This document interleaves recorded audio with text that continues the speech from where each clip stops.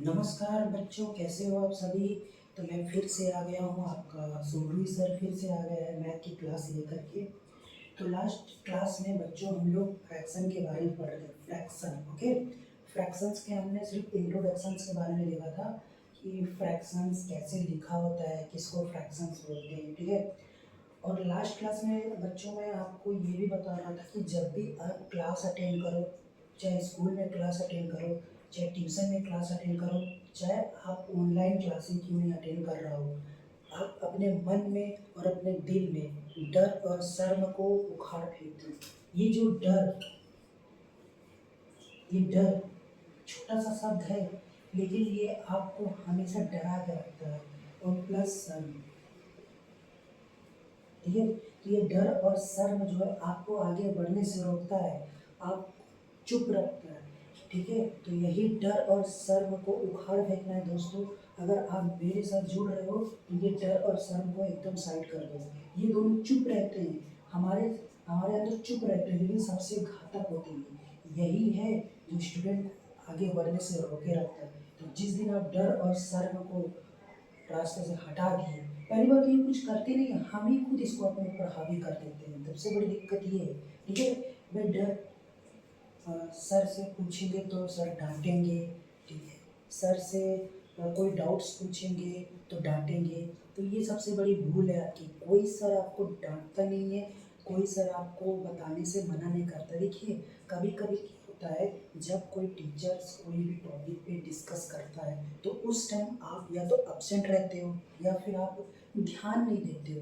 तो जब ध्यान पढ़ाते समय जब आप ध्यान नहीं देते हो तो टीचर्स, पढ़ाने वाले की नज़र आप पे रहती है, तो वो उसी बात के लिए नाराज़ रहता है कि जब पढ़ाते समय आप ध्यान नहीं देते हो और पढ़ाने के बाद कहते हो कि हमें समझ में नहीं आया, आप बता दीजिए। तो उस टाइम टीचर्स, हाँ मैं मानता हूँ, उस टाइम टीचर्स आपको डांट देते हैं, लेकिन उसमें आप अपनी गलती को एक्सेप्ट कीजिए।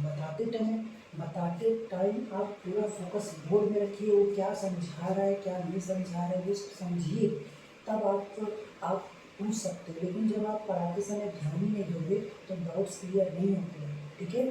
और सर, ये तो आपका दूसरा सबसे बड़ा डर है। डर जो है, डर की वजह से शर्म आती है, ठीक है।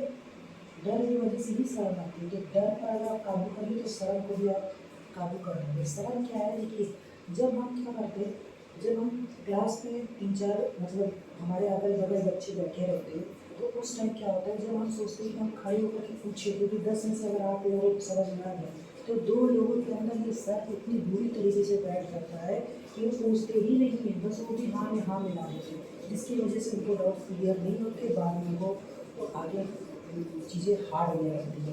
तो यही चीज़ बच्चों में आपके अंदर से हमेशा हमेशा के लिए हटा देना चाहिए, डर और शर्म को। ये इसका पढ़ाई में कोई रोल नहीं है, ठीक है, यहाँ पर इसका कोई रोल ही नहीं है। और मैं आई होप आप इसको हमेशा के लिए हटा दें, ठीक है। तो चलिए, मैं तो आपके लिए हमेशा ये कहूँगा, डर और शर्म को हमेशा के लिए हटा दीजिए। तो लास्ट टाइम हम लोग देखिए फ्रैक्शंस के बारे में डिस्कस कर रहे थे। तो लास्ट टाइम मैंने आपको फ्रैक्शन को देखना सिखाया था, सॉल्व करना नहीं सिखाया था। आप देख कर ही बता दीजिए फ्रैक्शन। जैसे कि देखिए, एक फ्रैक्शन लिखते हैं 1/5, ये एक फ्रैक्शन है। क्यों फ्रैक्शन है? अच्छा बताइए, 1/5 क्यों फ्रैक्शन है? क्योंकि ये ऐसे लिखा हुआ है, ऐसे लिखा हुआ है, क्योंकि देखिए ये जो लाइन होता है, लाइन के ऊपर वाले को हम क्या बोलते हैं? न्यूमरेटर, ठीक है। और लाइन के नीचे वाले को क्या बोलते हैं?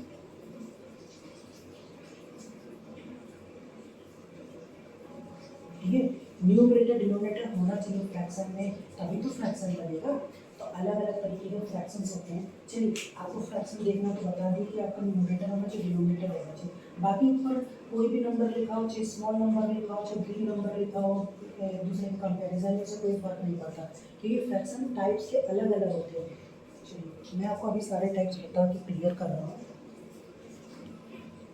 तो देखिए, सबसे पहले मैं आपको बता दूँ टाइप्स ऑफ फ्रैक्शन सेटिंग डालेंगे।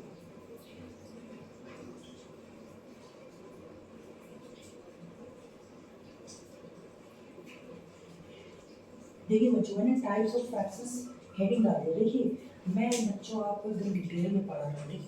छोटी छोटी चीज़ें, पहले तो मैंने आपको इंट्रोड्यूस किया फ्रैक्शन से कि फ्रैक्शंस किस तरीके से लिखा होता है, क्या होता है, ठीक है, कैसे हम आइडेंटिफाई करेंगे फ्रैक्शन होता है क्या। उसके बाद हम बात करते हैं टाइप फ्रैक्शंस की। आप डायरेक्ट फ्रैक्शंस के क्वेश्चन सॉल्व करने लगते हो बिना टाइप पढ़े, इसीलिए आपको डाउट्स क्लियर नहीं होते। पहले आपको ये पता होना चाहिए कि फ्रैक्शंस कितने टाइप्स होते हैं, कुछ टाइप्स होते हैं, उसको क्लियर कर दीजिए जिससे पढ़ने में और मजा आएगा, ठीक है। तो देखिए पहले नंबर में जो फ्रैक्शन होता है वो होता है प्रॉपर फ्रैक्शन। प्रॉपर फ्रैक्शन, देखिए प्रॉपर फ्रैक्शंस, अच्छा प्रॉपर फ्रैक्शन बता तो दिया, लेकिन देख कर यहाँ कैसे बताएंगे कि प्रॉपर फ्रैक्शन होता है। देखिए प्रॉपर फ्रैक्शंस का एग्जांपल मैं आपको दे रहा हूँ। प्रॉपर फ्रैक्शंस,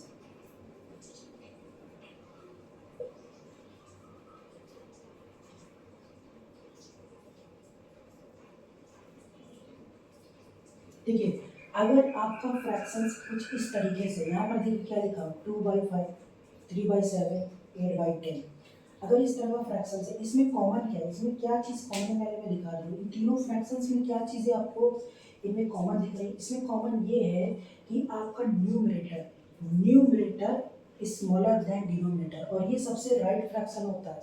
अगर आपका आंसर फ्रैक्शन में कोई आंसर आ रहा है तो प्रॉपर फ्रैक्शन में ही आंसर आना चाहिए। देखिए numerator smaller than denominator, numerator smaller than denominator, numerator smaller than denominator. अगर इस तरह का कंडीशन है तो वो आपका प्रॉपर फ्रैक्शन हो जाएगा। अगर उसके बाद बात करते इम्प्रॉपर फ्रैक्शन,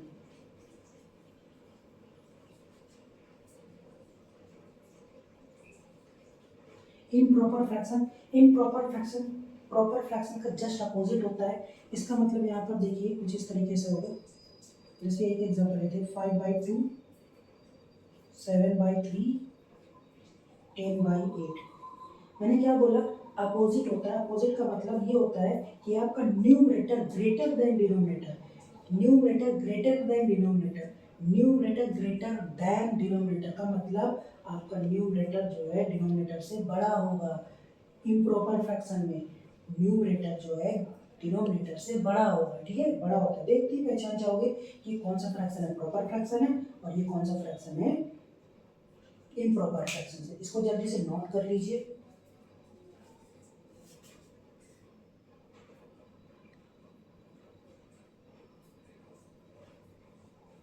चलिए ठीक है, आगे बढ़ते हैं।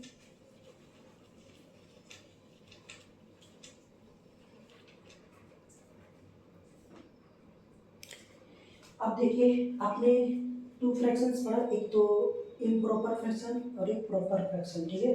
अब हम थर्ड फ्रैक्शन के बारे में बात करेंगे। आपका होता है यूनिट फ्रैक्शन।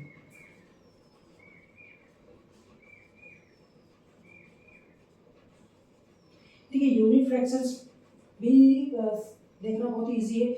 यूनिट फ्रैक्शन का जो न्यूमरेटर होता है हमेशा 1 होता है, बस यही है। 1/2, 1/3, 1/4, 1/10, इस तरह के फ्रैक्शंस हैं। यहाँ पर यूनिट देखिए, और यूनिट फ्रैक्शन हमेशा प्रॉपर फ्रैक्शन ही होता है क्योंकि इसका न्यूमरेटर जो है डिनोमिनेटर के कंपैरिजन में स्मॉल होता है। तो ये आपका यूनिट फ्रैक्शन हो गया। एक और फ्रैक्शन देख लीजिए, मिक्स्ड फ्रैक्शन।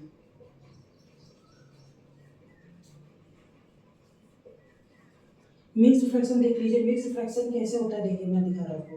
2 1/4 कुछ इस तरह से होता है मिक्स्ड फ्रैक्शन। यहाँ पर देखिए, यहाँ पर 3